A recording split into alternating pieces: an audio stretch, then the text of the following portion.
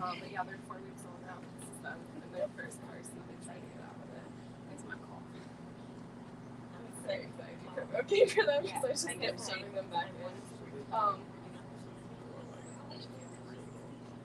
Like I have two babies. This is actually on point. Yeah. And I was trying to, I actually. Yeah, and one of them did. Which she, I feel like she probably would have died anyway because of breastfeeding and stuff, basically. And they're like, they give us any really like, oh, they're probably gonna aspirate. So like, I caught that. Like, you have a baby girl. I was like, I don't know. And I was like, something's wrong. It was too late. Don't tell me. Maybe So, it's like, so this is them after they're wrapping up. They're gone now. But, to be away from it. yeah. She's So just that's my mother, Kelly. and then this, I can tell, her eyelashes. Yeah.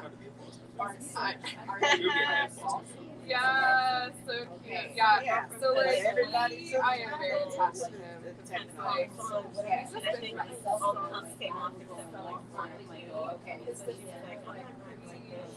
she just was behind me. Like I appreciate it. I was like, she was taking her outside, you know, I was just like in the car, like tips and pieces and stuff.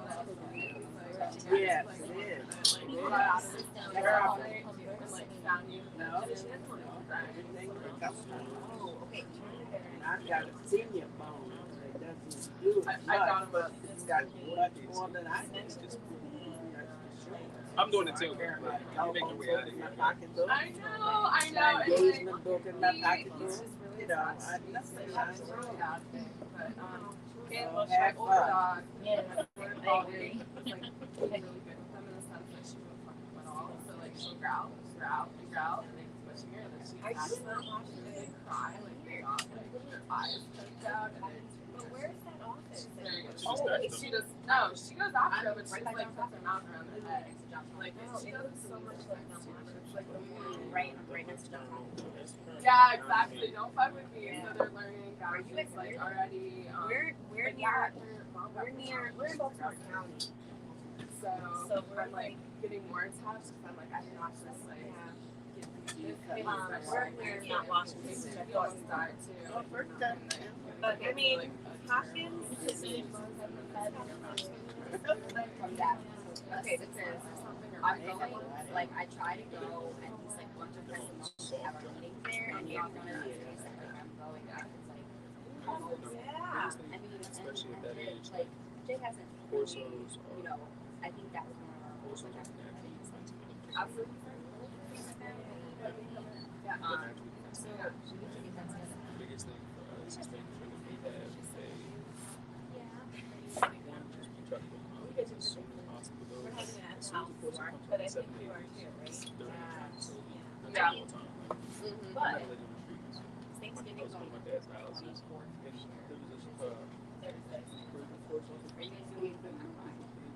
this just this week I didn't look at her, and I just started working on it. So our fucking social.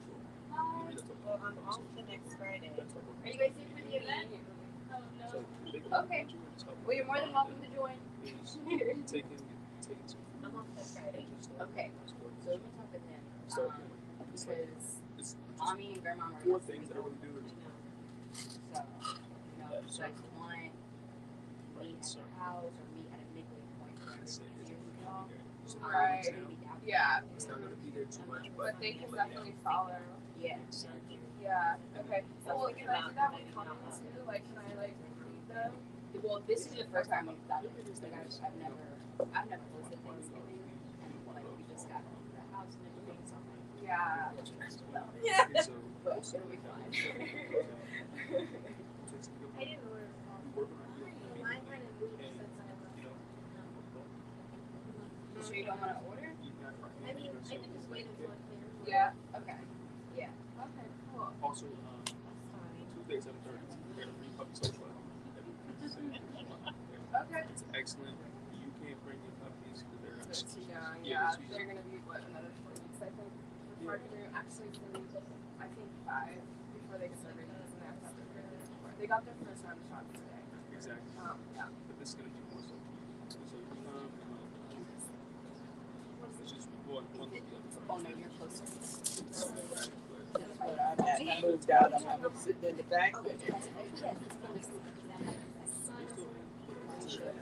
I'm by myself in an apartment, like by myself. So I have wood floors. So they're not really doing on the new pad right now, which I tried to work on. Yeah. But like, but the good news is I came outside and already done the bathroom outside. So like that happened in 3 weeks. They're all leaving. Don't Celebrate. I was just bringing them out with big dogs and they're watching. So like they're seeing what they're doing. So that quick. It's just they're not there yet. Like they won't be for a while. So. Tuesday, 7:30. You gotta bring your books to these events, girl. I should. But still. You're on Instagram, right? You guys Yeah, gotta I'll just find that. But yeah, so that would be until like December. Okay. Yeah. Do you guys want to move in closer? We have a few seats under the shade. You know, it's kind of hot out here in November. I know, right? 80 degrees in November. It's 80? Okay. Yes. I was looking at the wrong thing. Like, I don't know, just like anything to. Okay. So we are live. So welcome to everyone out there in the internet land, and welcome to everyone here. I don't even really need this microphone. I'm just gonna sit it here. My name is Michaela. I am the bookstore manager. I also happen to have the pleasure of being the event coordinator, one of them. And which means I get to invite people like Tenaj Moody here. I'm so happy that you brought the book in and we've been able to carry it because I'm reading it right now, and it really is an experience. It really is a book to advance your life and to help you grow. Before we get started, though, I want to introduce everyone to the bookstore. Thank you who's been here before or not. Never been here? Okay. So Sankofa was founded in 1997, so I'm going to say 98. It was founded by a filmmaking couple, highly assured him. You can see their movie Sankofa on Netflix right now. They also have other movies.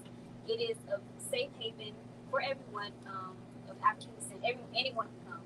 But the books you'll see we carry are about people of African descent or written by people of African descent. And it's a safe space for Pan-African thought, joy, for conversations like this one. And we're just very happy to have everyone here. So thank you for being here. Give yourself a round of applause. Yeah. So we are here to talk about Carry It With You. And this is your 1-year anniversary, right? Yes, ma'am. So it is a celebration. And Tenaj had the beautiful idea to ask people to bring in clothes, gently used clothes, new clothes, so that she can donate them to people who need them and organizations who put them to good use. So that was another example of the beauty that she's bringing with her book and with her life and her organization, which I'll briefly mention in her bio. So Tenaj Moody's intersecting identity as an Afro-Latino millennial raised in North Philadelphia who survived domestic violence, poverty, and having a parent who was incarcerated growing up quickly taught Tenaj the power of story. Stories can touch, teach, motivate, challenge, and inspire people to create change. Tenaj's accompanying personal testimonies rooted in these lived experiences have fostered an unwavering commitment to shift the narrative through the power of story. She has used her story as a catalyst to drive her to become a first generation in her family to go to college and pursue her career as an educator, speaker, criminal justice activist, victim advocate, and business owner of a domestic violence program called Life to Life. Introducing everyone to Tenaj Moody. Please give her a round of applause for being here. So would you mind giving us just a summary of Carry It With You? Well, thank you all for coming. I'm so happy, and it is a celebration. I was low-key nervous. But Carry It With You is essentially a way to embrace who we are and who you're becoming.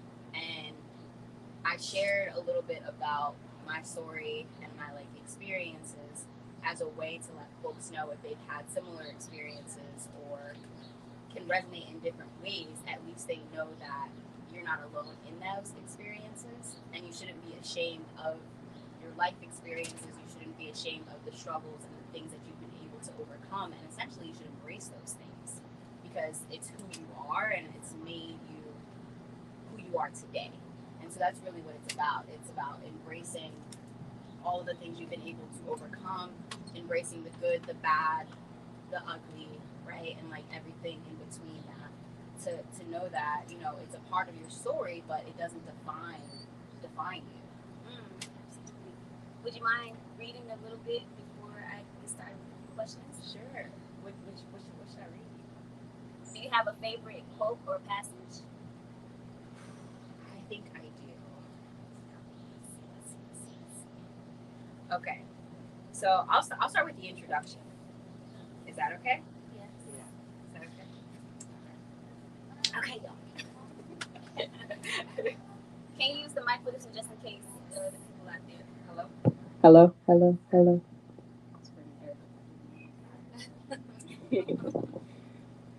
Your story is what makes you unique. Your story is what makes you special. It's what makes you you. As the reader, I want you to know I didn't want to write a typical biography structuring my life from A to B. I share with you different moments and phases in my life that were pivotal in my growth as a person, hoping that my lived experiences could resonate, change, or even save someone's life. One thing important to highlight is how to read this book.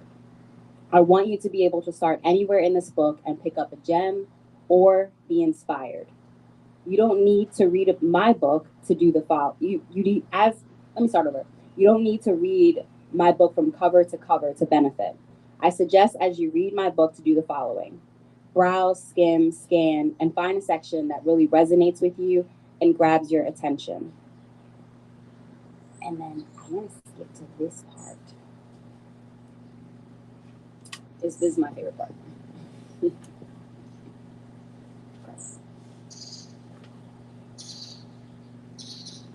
Again, this is not your average biography.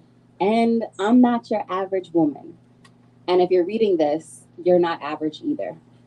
Whether you've faced poverty, trauma, addiction, mental health challenges, racism, sexism, classism, or any other isms, or feel like you're missing something and searching for a place of understanding.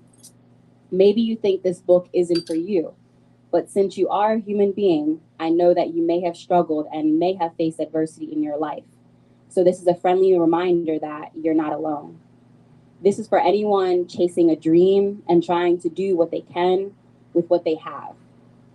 This is for those everyday people who are just trying to do their best and be their best. For anyone who has ever doubted you, has made you feel like you're not enough, I'm here to tell you, excuse my language, to go F themselves. Because you are more than enough. You don't need to go to an Ivy League college to be intelligent and be respected. You don't need to make six figures to be successful.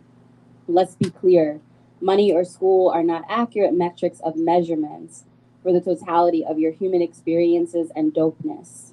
This is for anyone who is resourceful and can make $20 stretch for an entire week.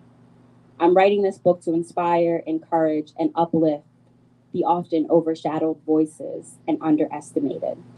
This is about embracing who you are, who you're becoming, and carrying with you everything that has brought you here today. Beautiful. You know, I thought that intro was just really badass. How you wrote it, and then just the fact that you can go to any part of the book and get something out of it. I think that's a really, really unique quality to this book. So, kudos to you. I'll start with my first question, and I want to let everyone know that you can jump in at any time if you have a question or a comment. Just raise your hand, and I'll call you, and you can ask away. My first question. I'm going to start off with a quote from the beginning. You can achieve anything you put your mind to with consistency. Is it persistency? No, persistence. I just made up a word. And commitment. So, what was the first thing you did consistently that has aided you in getting you to this point in your life right now? Oh, that question. What is something that I've done consistently to get to where I am right now? The first thing, like, I know there are many, many things that make up, confidence or whatever that you had to overcome to get here. What was the first thing that you started with, like, that you just gave you foundation?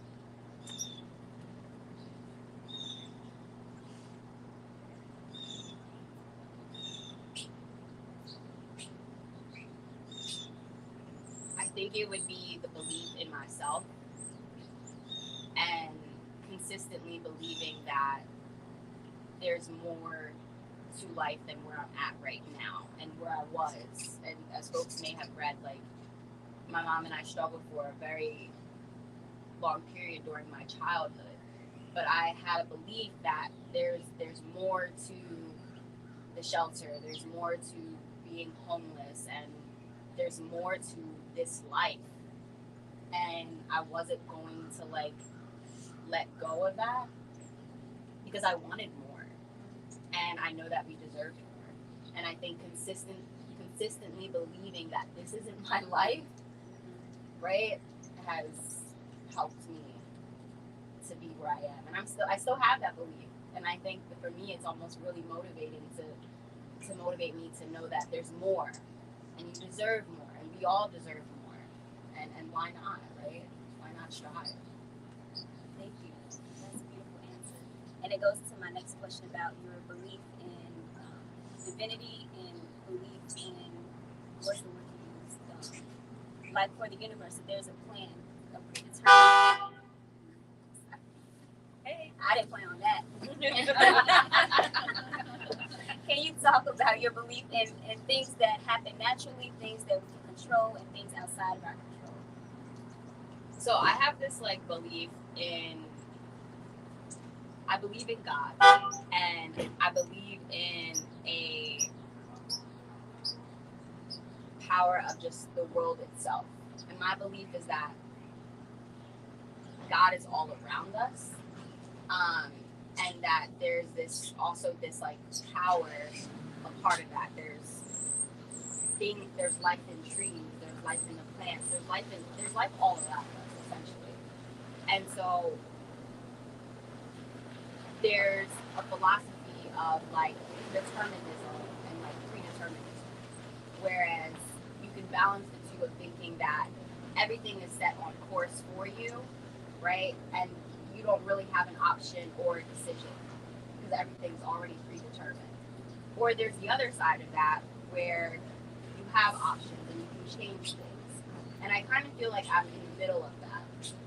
Whereas I think there are predetermined courses in our life that we have to experience and we have to grow through. And I think that at the same time that we are in a position, if we really know who we are, we understand our power and our purpose, or are learning to understand our purpose in the world, that you can shift that a little bit.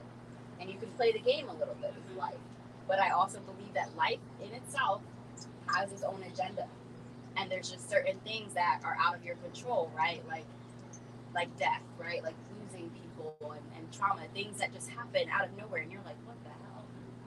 There's just certain things that are just completely out of your control. But I believe at the same time, how you react to those things and the decisions that you make from those situations can determine different outcomes. So it's a balance.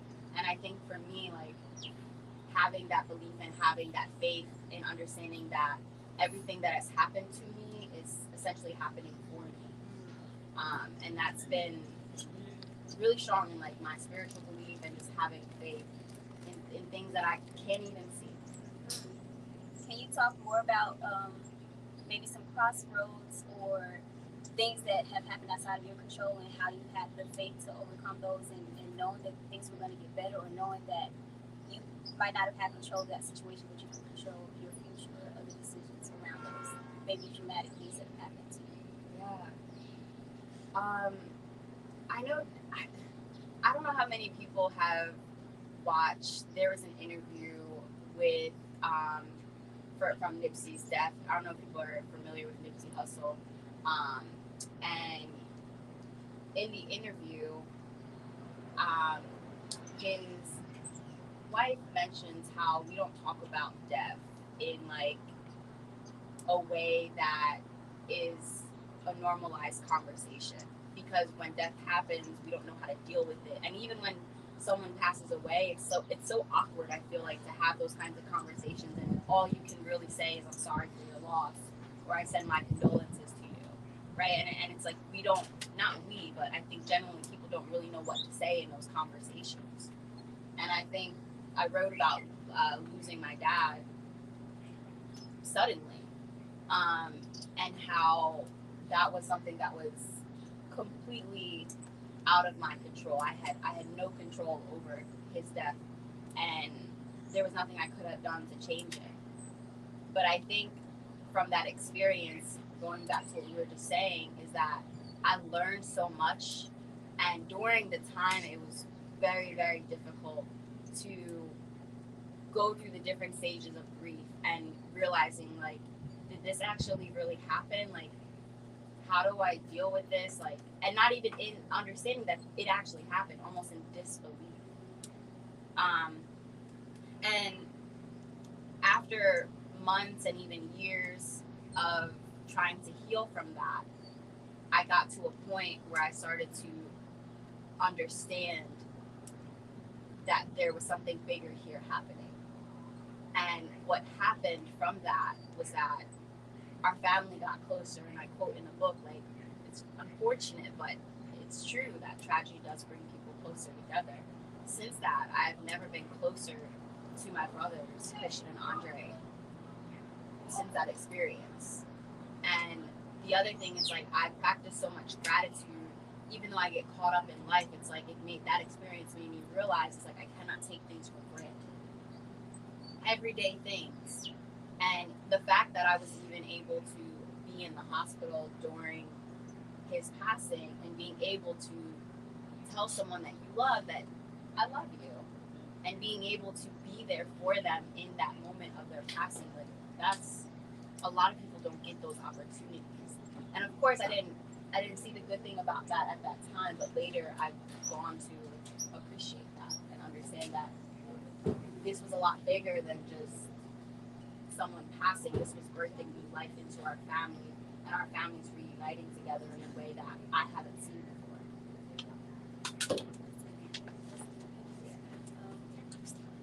So you've already brought up your father, so I did want to speak on your parents in general, specifically thinking about forgiveness. Your mom had an addiction issue, but you mentioned all the time how she saved you. And I think that that's such a unique perspective. Usually, it's not uncommon for a child to feel anger towards their parents. And with your father, I know he came into your life a little later, so can you talk about forgiveness and how you're able to have that vision and that attitude towards your parents, even though many might have contempt for their parents under the same conditions? Yeah. Even writing that, and I will say, like, before I even wrote the book, like, writing the book made my mom and I closer together. Jay, my husband's over here, shout out to my husband. He was here throughout the entire process of me writing this, and, like, he knows I would be on conversations with my mom and just be like, is this okay to include? Like, are you sure you want to share this? And because it's her story, you know, and a person has to give consent for you to share their story. And I also didn't want it to be in a way that was disempowering to her, right? And I wanted to highlight not only, like, she's overcome these adversities, but I wanted to highlight her resiliency as a woman to be able to grow through such a hard addiction that she was facing almost that alone. totally comes through in the book. Like, it's like she comes off as a fighter and just owning her own life, and it's very refreshing to read about, you know, that in part. this way. And that's what I wanted the reader to understand, is that, you know, people may have these pictures and these stereotypes of, like, how you may view an individual who may be homeless, an individual who has been incarcerated, an individual who may be struggling with addiction, but they're more than just that. And I think that's really what I have grown to understand about my mom, and that's where my forgiveness has come. And that's how I've been able to forgive, is understanding that my mom is struggling with this addiction, but she's more than this addiction. Like, she's my mother, she's raised me, and she's been able to do things that an average person would not be able to do. And I think just understanding her as a human being and knowing that, like, she's trying. And now my mom's been sober almost 20 plus years. So, and that's not something, and it's not like my mom was given a whole bunch of resources. Right. Like, my mom had to do that on her own. And so, I think that for me is where the forgiveness came, is understanding that she's so much more than what she is struggling with, and the fact that she's trying, you know, and even if she falls, she gets right back up and tries again, like, and that is what to me means the most. And if I see that in a person, then I think it's worth, you know, it's worth cultivating that relationship. Honoring that. Yeah, and honoring that for sure. Yeah. For sure. Can you talk about the same thing in relationship to your dad, because that's a bit of a different situation? Yeah. It's tough. Yeah. So I think, so in the book, like with my dad, it was like I talked about present parenting, and I talk about the importance of having your parents around, and I talked about my dad being like the fun parent, which I thought was interesting because I didn't see my dad as much as I would see my mom, obviously. But when I did see my dad, you know, I would see him during like holidays and Christmas, and he'd be the parent to buy me all these like Bratz dolls and limos and big ass doll houses. Like, I'd see him during these like fun periods, but it wouldn't be often. It would only just be during these like special periods, which made him the fun parent, right? And my mom had to deal with me every day of me growing up. But I think with my dad and him not being as present as I would have liked is also me realizing now that like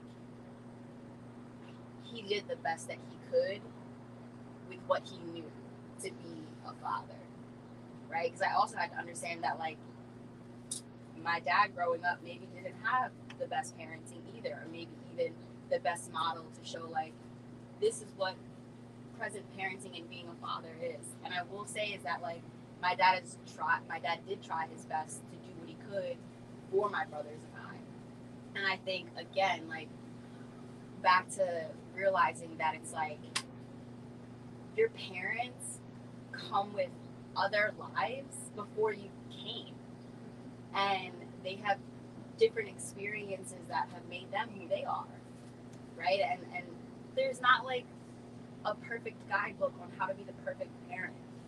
And I think just having that understanding and realizing that your parents try the best that they can, and they do the best that they can with the resources that they can. Not all parents, but the majority of parents will do their best. And I think that, you know, that's where the forgiveness of like my father came, is just realizing that like he's a human being, he's had experiences, and he's had a whole life before this, and bringing that into the picture and realizing that. That's such a mature stance. Like, you know, people go their whole lives being bitter or feeling resentment.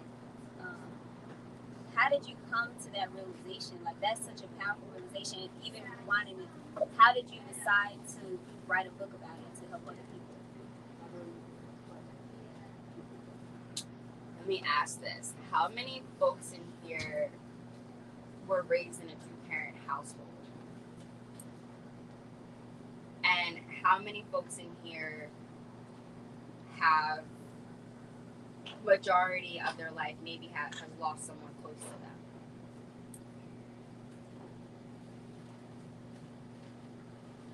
And how many folks in here have, you know, good and bad memories of both with your mom and dad, or whomever took care of you, right? And that's why.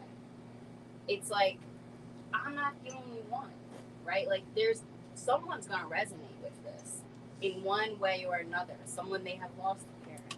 Someone may have been raised in a two-parent household and maybe just remember being with their mom, or just remember being with their dad the most, or maybe just remember being in a single-parent household. But what I realize is that our stories are so important in the fact that how you opened up the conversation is that it can inspire people, and it can encourage people and impact people in a positive way. And I think for me, the courage to write this is realizing again, it's like there needs to be more spaces for people to have conversations about their life and understanding that like those things are a part of who you are, right? And there has to be a safe space where people can not feel like they're being judged in those conversations. And that's what I wanted the book to do. I wanted the book to almost kind of be a prompt to open up really intimate conversations around that books normally wouldn't have every single day. And like even uncomfortable conversations like talking about death and losing parents, you know. Yeah, thank you for being so vulnerable and doing this because it, like I said before, it really is refreshing. It's a refreshing read. If you don't have the book already, we have it available. Purchase it and get it signed. We have it available online, people. So if you don't have it yet, order it online. We'll ship it directly to you, or you can get it in the bookstore. So, had to plug it real quick. Did anyone have any questions before I continue or comments? Go ahead. I just want to say, but also writing the book, it must be you must feel like that's like a healing process for you as well. Yeah. A way to kind of tell your story, get it out of your mind. This was your experience, and you want everybody else to understand where you came from, and then they can resonate with the book. So that's a big relief. It is, and it was, and this is my aunt. Oh, I'm her cousin. But basically, she also raised me growing up as well. I was just like as a sidebar. Like I remember growing up, we cooked the farina with the cinnamon and the sugar. We eat it in the morning. Good memories of people, because that's another thing along the way. Is like I want to highlight that because it's like, yes, my mom and I did struggle, but I also highlight the fact that we've had a lot of people in our lives who I look to be as like angels and people that will do what they can to help you. And a memory like that is something that I've never forgotten, right? Like having a nice warm breakfast. I'm about to tear out, but it's like having a nice warm breakfast in the morning. You know, I remember those childhood memories because you have people that are put into your life that support you and are like, even if it's like a little push to just get you through, right? Like meeting Jason completely changed my life, and I wrote about that. It's just like I never even pictured myself being worthy of like love and a healthy love until you meet the right person and be like, no, you're worth it, you know, you're worth it, and you deserve love. And so it's like having those people along the way to just support you, and also having those people along the way to just be like, you can do this is a healing process. And like Becky was saying, is like the book with itself, this was almost kind of like my shadow work, where it's like I'm bringing all of the things that are in the closet, all of the things that are under the carpet to life in a way that like, I don't know if I'm gonna share this, and people might look at me different and might think of me as this weak person, you know, whatever it is. But really, it's like I got so much stronger and so much more confident to be able to put this out into the world because of the fact that I realized like people were like, yo, I read this chapter, and even men reading the book, like emailing me, sending me things like, I read this chapter, this really resonated with me. I was raised by a single mom, and that alone, right, has given me the confidence to understand that like your story is more than just your story. You shared it with everyone. It's become everyone's story. They can identify with it. So very powerful thing. And going back to the angels we were talking about, your gratitude practice is very clear in the book also. Like when you talk about little blessings, I especially like the beginning where you talk about the truck driver. Like even before you were physically born, you had people helping. Can you talk about that? Yeah. So yes, thank you for highlighting that. So if many folks don't know, my mom's probably on the live. So hey, Ma. My mom told me the story that before I came into this world, that my mom and my dad were out at this club dancing, and that's so appropriate because my mom is young at heart to this day. She like out parties me, and she was out dancing, full on stomach, and water broke, and my dad had left, but before he knew that the water broke, my dad had left, and she was like, oh shit. She went outside, and the only one around at the time was this like tow truck driver who she had like, who is this guy? Just so happens to be here. Again, like these people that are just like planted into your life that you just never realized could have an impact on you and change your life. And that tow truck driver actually was the only person when my mom was giving birth in the room with her and drove her to the hospital that day, that night. And so again, it's like, of all the things, you know, but you know, and I think that just goes to show you again, like there's these people that you just never know, and even conversations that you have with people. Like everyone here has, and even new people here, right? Everyone here, it's like has crossed your path for a reason, and each person here has a meaning, right? And I think that's what that speaks to is there's no one you meet by accident. It's an divinity thing again too. Awesome. Can you talk about the title? How did you choose Carry It With You? Why? So me and Jay, That was cute. yeah.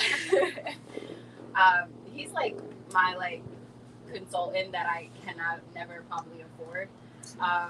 But I consult with him about like almost everything when it comes to business, life decisions in general, and even with him making up his book, I would just come up with different titles and trying to think like, hey, how does this sound, or what do you think about this? And the thing that frustrates me is one, Jay's a Virgo. How many Virgos are in this house today? Okay, that's fine. Like, I'm not a Virgo, but are you Virgo? no, I'm not. But I just felt that. Okay. We all know Virgos, even if we're not do. Virgos. We all know Virgos. And so when it comes to Virgos, at least from what I understand, and not to generalize for anybody who's a Virgo on the live or anything, but at least from what I understand, when it comes to like showing like a lot of emotion or excitement, like he does it in his own way. But when he does do it, it's like, okay, this must be a good one. So I finally, I'm trying to just go through different things that I thought would make sense. And we went through so many different titles, and I came up with the Carry It With You. And Jay was like, that's it, basically. And that was it. That was the stamp. I was like, that shit fire. Yeah. tell the real story. Yeah, Okay, so maybe we should be asking, why was that one it though? Like, why? What did it for you? You know, it especially with all the stuff that the details of her life that she travels with every day, it made sense because we're all like, all of us have those lived experiences that we carry each and every day that make us who we are, and so don't try to shut them off. You know what I'm saying? Take them with you, right? These are a part of your life, because a lot of times we try to disown like aspects of us that we've had, good and bad, right? And especially the bad ones. But those are the things that get you to where you are. And so when she said that, I said, man, that's really, really good. And I was also like, man, those tote bags, that'd be good for merch too. So. That's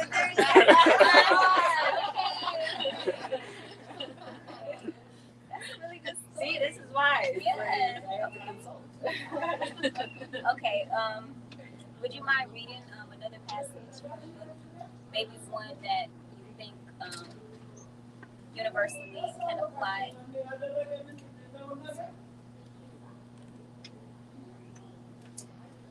We're gonna close it out with the final chapter.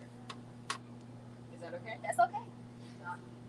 So in the final chapter, I also share like different photos that Jason was a part of curating this big photo shoot that we had, and trying to get a bonsai tree. Y'all, it was a whole thing, but it worked. And there's some photos in there from the, from the photo shoot, and I put in there different quotes that I felt like resonated with the chapter. And so for the final chapter, I put a quote in here, and I said, hello? The goal is to refuse to look like what you've been through and to shine your light bright. So I close with that. And then I'll start with this. You can either leave something for people or leave something in them, Viola Davis once said.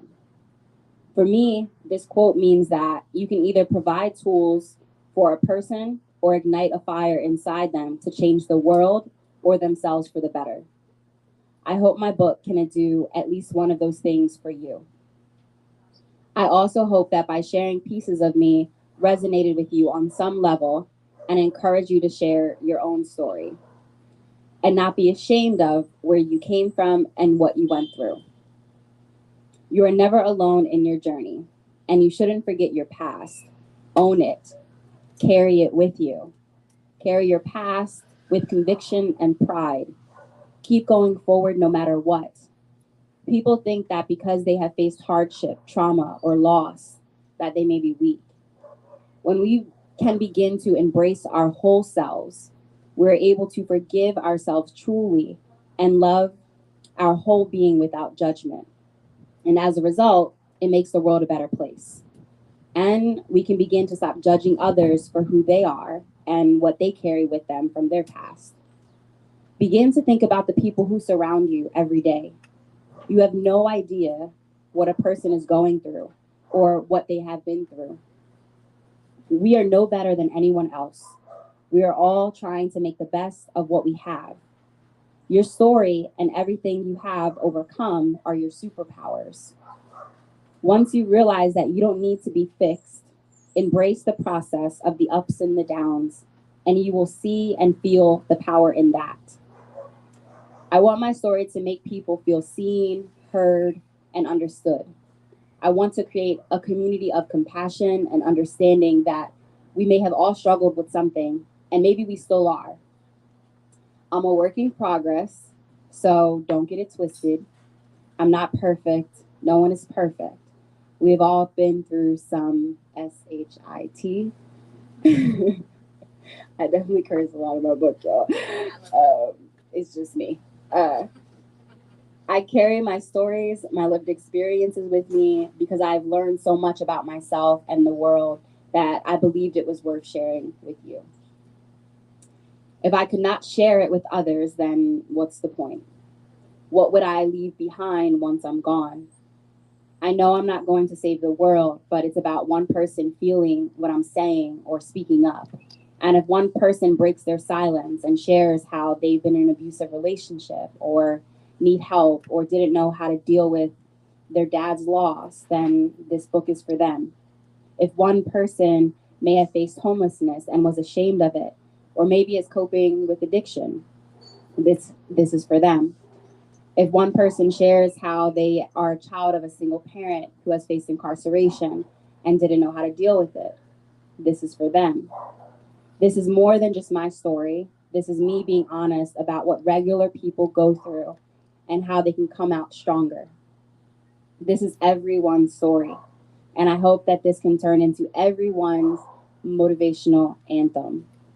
So listen, when you fall, always get up and come back for more. Hashtag Cardi B, y'all. Let this book be a reminder that just because they don't want you in the room doesn't mean that you're not supposed to be there. All right. Give it up again louder, y'all. That was beautiful. So thank you so much for being transparent, for being honest, for being strong. I can tell you that you are changing the world because you're changing even whoever reads the book is going to be changed. So yes, thank you so much for being here. We're not done yet. I still want to hear a little bit more about your organization. I'm going to close it out here because I just want to make sure we close it out before any rain or anything starts. Y'all can't see out there, but it's getting gray out here. But before we leave, can you tell us a little bit about Light to Life? Absolutely. Thanks for asking. So for folks that may not know, but for folks that do know, Light to Life is an extension of who I am. Light to Life is my baby. That's how I look at my business. I started the program as a way to create spaces for people to feel safe, a way to provide education and awareness on domestic violence prevention. And so what we do, and I say we, and I say proudly we, is because I have a team now, and I'm so blessed and grateful. I call them the dream team because they essentially are the dream team. Like everyone just brings so many different values and perspectives that add value to the work that we're doing. And our work is around providing gender responsive programming to women and survivors of domestic violence and women who are justice impacted. Whereas we're not only providing education, but we're providing a space for women to feel connected to each other and have this connection of sisterhood. And at the same time, are provided with educational workshops that are trauma informed. And y'all, snaps to this are evidence based, because our work and the work that we're doing in partnership with another organization called From Prison Cells to PhD. We are starting research that's been funded by Johns Hopkins and Morgan State to show the impact of Light to Life's programming, working with women who are incarcerated on the inside, as well as with women who have been released. And shout out to Rebecca here. I want to plug Rebecca in here. Rebecca has been a huge advocate for women on the inside at Dorchester County Correctional Facility, bringing the women on the inside to be a part of our virtual conversations and our workshops. And I say all that to say is, the programming is not only evidence-based and trauma-informed, but most importantly, the overarching goal of what we really want to do with the work that we're doing and with the research is to have an impact on policy and the way that our criminal legal system views women who are survivors and women who are justice impacted to have an influence on policies and mandatory sentences. And I will say, for folks that may not be familiar, there are over 70% of women who are currently incarcerated who are incarcerated for, in fact, defending themselves against their abusers. And part of that is the sentencing. We've seen it with cases like Centoya Brown, Crystal Kaiser, Marissa Alexander, CeCe McDonald, and so forth, of these women who have defended themselves against their abusers and have been sentenced ridiculously sentences where you have an average of women who are sentenced to 15 plus years, again, for defending themselves. And in comparison, what the research has shown is that men aren't even sentenced for abusing women to 15 years. You're looking at an average of 2 to 6 years. So there's just something that really needs to be done. There's something that just really needs to be done. And I think by the work that we're all doing, that it can maybe make a little bit of a dent in that. And all of the women essentially can show that. And that's what I hope to do. So really providing, anti-domestic violence education, healing, and a space that, can have an impact and can change things in a different way that I feel like hasn't really been done before. Can you tell the people out? I'm sorry, Can you tell the people watching where they can find more information or where they can get help also? Yeah. So also shout out to the families that have just arrived. So you guys can get more information. I'm going to be sharing out some info for folks, but my website, lighttolife.org, Instagram at One Mission, One Voice. And if you want to learn more about the work that From Prison Cells to PhD is doing, I encourage you. They're always looking for volunteers and tutors. Their website is From Prison Cells to PhD. So yeah, that's different ways that people can stay connected, and I include that information in the book too. So if you have a copy. Yes. Thank you. Okay, so with that being said, we're going to close it out unless we have some comments or questions from the audience. I had a comment. In response to the criminal justice system, everybody make sure they get out and vote. Because in local elections, you're electing your state's attorneys who go through the process of convicting people, where you're sentencing guidelines, that kind of stuff. So it's really important to vote locally, not just the state and national level. So please vote and make the right choice. That was a great plug. Thank you. That That was a Yes. great plug. It does matter. It's timely. Yes, we got a few days. Okay. Yeah. With that being said, this has been Carrie with you with Tenaj Moody, and I'm going to stand up and give her a round of applause because Round of applause to Ms. Michaela, too. Thank you, Ms. Michaela. So if you wanted to purchase the book or have it signed, they're here. You can purchase it signed and then bring it back out to be signed. Play some music so y'all can stay out here and chill until the storm goes in. Does that sound good? So thank you all for coming. Thank you so much. I prefer it. So good to meet you. Yeah, all right. I really enjoyed it. I haven't finished. Just coming around for your instructions. I just turned 30, so this is a very pivotal time. I'm not I saw. I was like, What you doing? You seriously? thank you so much. Okay. He's like, who the hell touching What you me? looking at me like that for? I tried. What you like that for? I'm gonna. Whose phone is that? My work phone. Is it that game's? 5 pages. 5 5 pages